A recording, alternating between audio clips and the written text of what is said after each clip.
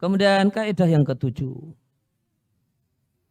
Bahasanya pada asalnya dalam ibadat berkaitan untuk kita orang, kita bagi seorang muslim adalah semestinya prinsipnya adalah patuh, taat tanpa melihat hikmah, makna dan maksudnya. Sebagaimana kata Ibnu Utsaimin rahimallahu taala, beliau katakan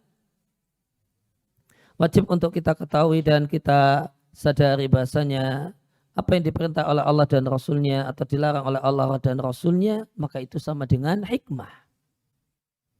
Sehingga kewajiban kita adalah pasrah.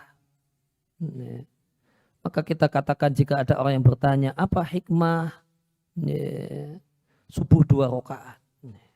Apa hikmah zuhur 4 rakaat dan seterusnya atau hal-hal semacam itu, ya, maka jawabannya adalah innal hikmata amrullahi wa rasulihi fil ma'murat. Hikmahnya adalah ya itulah yang diperintahkan oleh Allah dan Rasulnya. Dan jika ada pertanyaan apa hikmah ini dilarang, itu dilarang. Kenapa ini dilarang, kenapa itu dilarang?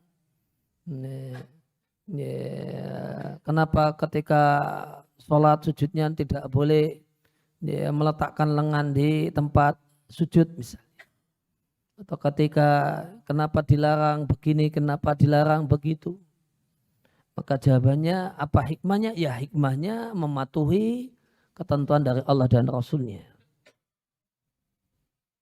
Sebagaimana firman Allah Ta'ala, wa makana lil mu'minin wala mu'minatin idza qadallahu wa rasuluhu amran ayakuna lahumul khiyaratu min amrihim.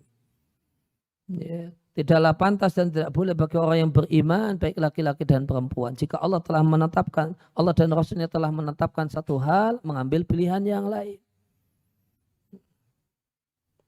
Demikian juga Ibunda Aisyah radhiyallahu taala anha pernah ditanya oleh Mu'adzah, kenapa wanita haid itu mengqadha puasa Ramadan namun tidak mengqadha sholat? Ya, pertanyaannya mengapa? Ya, maka jawaban Ibunda Aisyah, karena yusibuna dzalika, kami mengalami haid di masa Nabi, fa nu'maru biqada'i siyam wa la nu'maru biqada'i sholati. Maka kami oleh Nabi diperintahkan untuk mengqadha puasa namun tidak diperintahkan untuk mengqadha sholat. Maka ketika ditanya mengapa, Ibunda Aisyah berdalil dengan demikianlah tuntunannya tanpa menyebutkan oh begini. Wa hadza huwa haqiqatut taslim wal ibadah. Inilah hakikat kepasrahan dan hakikat ibadah. Dan inilah yang dicontohkan oleh para sahabat. Para sahabat ketika sholat berjamaah,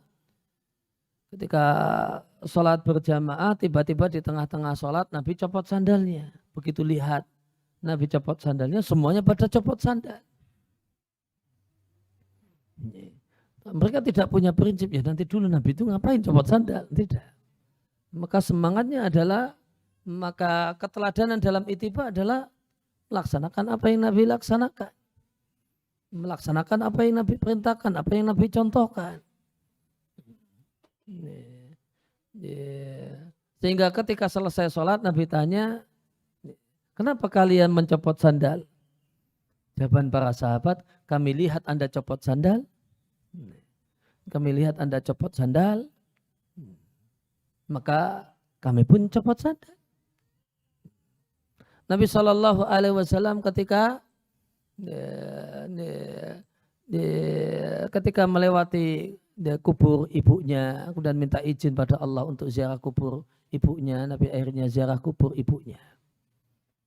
Dan saat ziarah kubur itu, Nabi ketika itu menangis. Semua sahabat kemudian ikut menangis tanpa tahu kenapa Nabi menangis.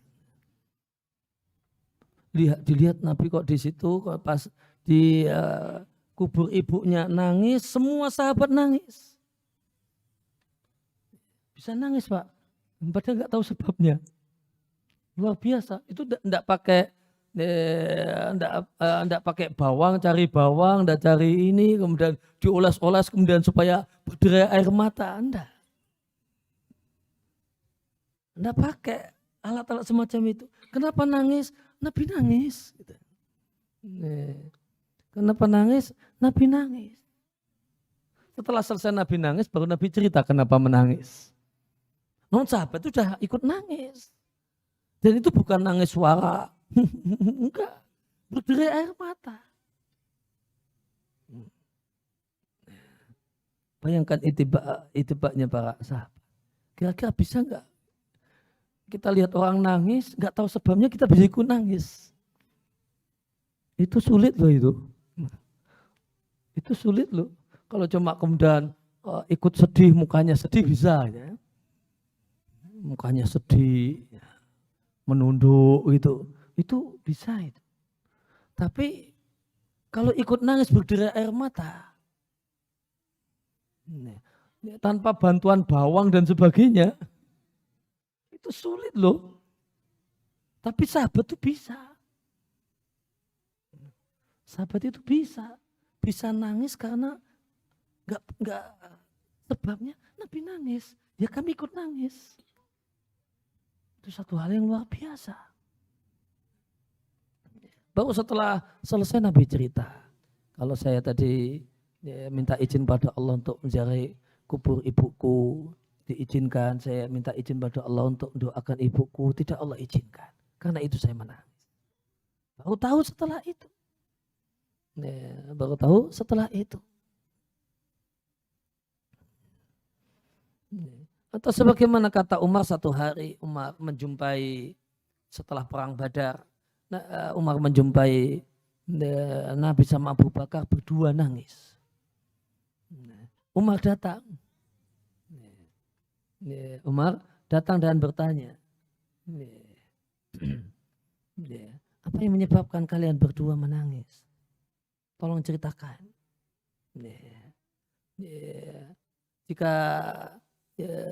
Jika itu membuat satu hal yang juga membuat sedih, maka Umar akan menangis bersama kalian.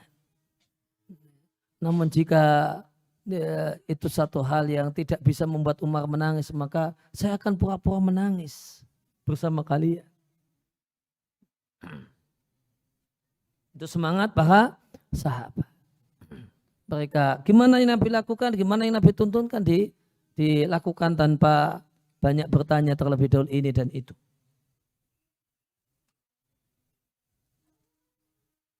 Ya, maka itulah hakikat taslim, hakikat kepasrahan dan ibadah seorang, yaitu tunduk kepada perintah Allah, aturan Allah dan Rasulnya, baik tahu hikmahnya, manfaatnya ataupun tidak tahu. Adapun orang yang punya prinsip tidak mau mengimani dan tidak menerima satu hal sampai tahu apa hikmah dan manfaatnya, maka kita katakan, kata Syekh Utsaimin, innaka mimman ittaba'a hawahu. Ini namanya mengikuti hawa nafsu, bukan orang yang taat. Karena tidak mau taat kecuali tahu itu ada manfaat. Namun tidaklah dipahami dari hal ini bahasanya mengkaji manfaat, hikmah dari ibadah dan aturan-aturan Allah bukan satu hal yang diperintahkan. Tidak, ya. Namun jangan jadikan tahu hikmah sebab manfaat sebagai pijaan untuk taat. Itu yang diinginkan. Jangan jadikan tahu hikmah, manfaat itu pijaan untuk taat. Namun boleh-boleh saja setelah taat, boleh-boleh saja dikaji ini manfaatnya apa supaya semakin mantap dalam mengamalkan. Namun bukan ini yang menjadi titik tolak taat dan beramal.